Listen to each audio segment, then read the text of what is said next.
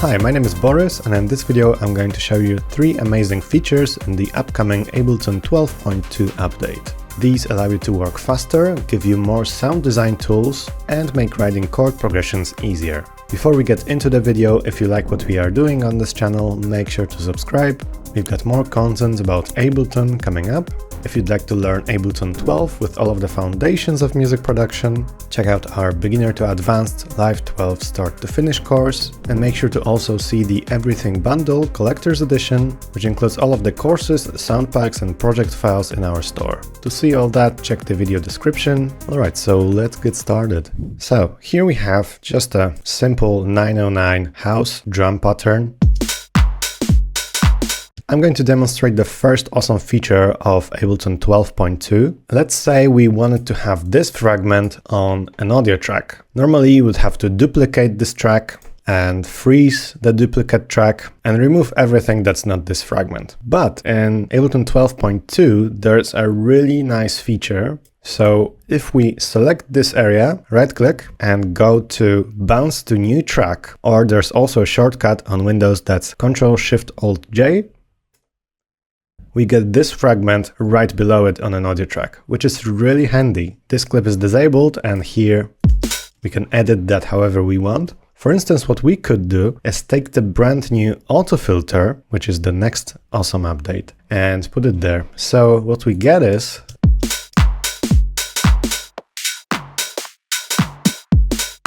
and that's perfect for little edits to spice up some patterns. But going back to freezing and flattening, now it's basically just either you can bounce the track in place, and that just freezes this whole track, or you can bounce to new track, either the entire track, or if you select an area, you can bounce it to new track, and it just gives you the selection on a new audio track right below it.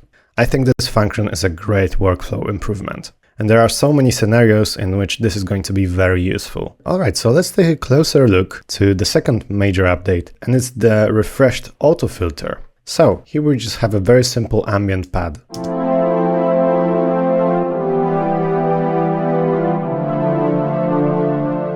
So let's check out all the different options of the auto filter. So we have all the awesome features that were there. We have the awesome drive, and we have a very simplistic approach also to like creating a low pass, creating a high pass. It's all very useful for transitions and all kinds of stuff. But we have many more curves here available. Of course, we have the bandpass that was there. We have the notch filter that was there. We have the morph filter, which not everybody was very familiar with. Basically, you can morph between different curves here.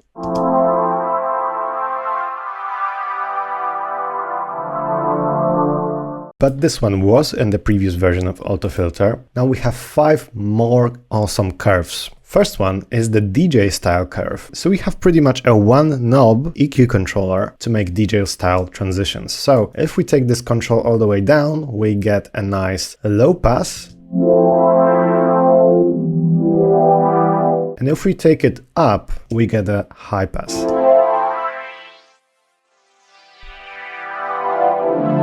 You can add the LFO, for example.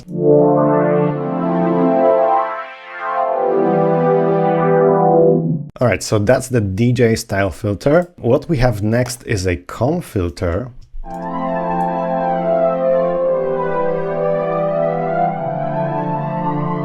So with this comb filter, you can really change up the harmonics. You can create phaser style effects here.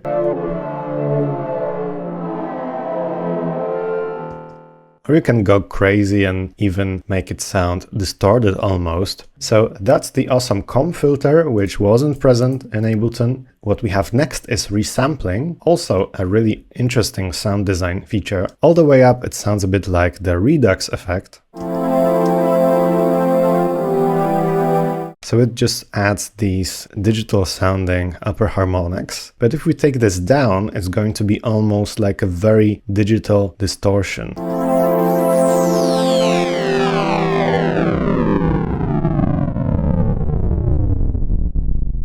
I'm sure this can be used to create so many awesome effects and transitions as well. That would be the resampling curve. What we have next is a pretty simple combination of a low pass and a notch curve.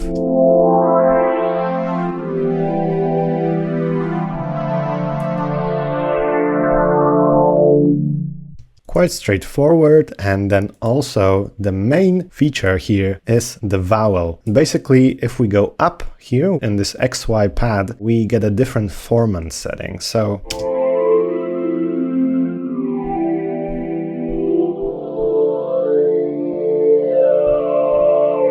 if we carefully mess around with the formant and morph, you can turn certain sounds into sort of vowels. And previously that was only possible through EQ8, but here it's really useful and it's really easy to change the vowels here too. Other functions include sidechain, different types of LFO here, including sample and hold, and a built-in envelope follower. Alright, so that would be the new auto filter. And the last feature for today is the brand new Max for Live based device, which is called Expressive Chords. Let me just give you a quick sound demo. What I have here is a very simple one note pattern, and so on. And I am turning this pattern into a bunch of really nice neo-soul sounding chords.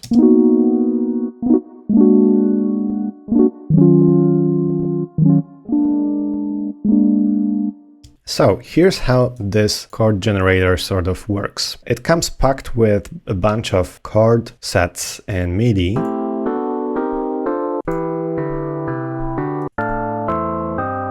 So you can just drag these over. For instance, if we drag over Detroit strings right here, all we need to do is select this clip and go to import. And it now imports all of these chords from this clip right into the chord generator. And here we can play them just by pressing these pads basically. Or you can also just play on your MIDI keyboard. And what's cool about it is that you can import huge sets of chords. For example, here we have the Neo Soul set. Basically anything you play here sounds amazing with a good set of imported chords. Let's play this once again. And I'm just straight up improvising here. Let me just recall this pattern. So if, for example, you wanted to strum these notes, we can just increase that. Already makes it sound a bit more interesting. We can invert these chords.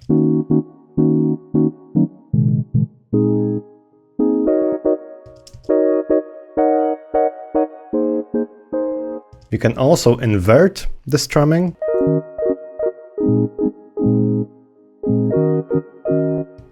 There are also some articulations.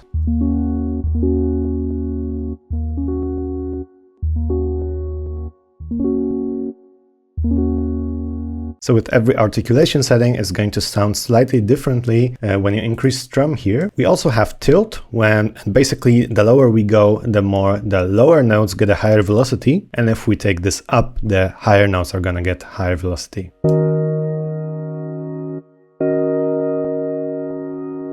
It's a subtle difference, but it can be useful. You can change the view to see the chords. Yeah, and some of these chords you wouldn't have even played if you're not a piano player, but this way you can import nice sets of chords and improvise away. So really simple, just importing like this, and we can now play Detroit House, for example. This device is definitely worth messing around with. You can also change the articulation here. You have a modulation matrix, so there's even more to be explored. But for now, that would be it for this tutorial. I hope you found it useful. Make sure to check out our Music Production Academy with lots of start to finish courses on making tracks in various genres. And if you'd like to learn Ableton 12 with all the foundations of music production, see the Beginner to Advanced Live 12 Start to Finish course. Make sure to also check out the Everything Bundle Collector's Edition, which includes all of the courses, sound packs and project files in our store. And to see all that, check the video description. Make sure to subscribe to our channel. If you enjoyed this video, leave it a like. Let us know in the comments what you think of this update, and I will see you in the next videos.